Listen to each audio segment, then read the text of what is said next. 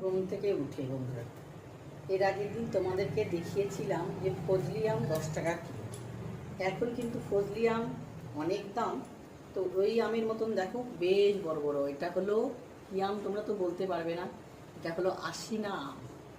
তো আশিনা আম হলো 20 টাকা কিলো। তো একটা কিনেছি, দেখি কেমন মিষ্টি না কেমন কি বৃত্তান্ত, না খেলে বুঝতে পারবো না। আমটা হয়ে গেল 2-3 দিন নেওয়া, পাকতে দিয়েছিলাম।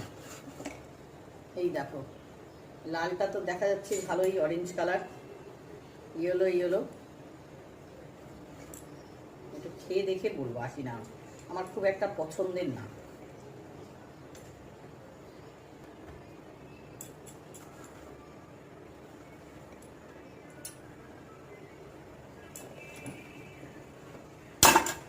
এই দেখো আশিনা আম, এবার খেয়ে দেখো, যদি মিষ্টি হয় তাহলে তো ভালো।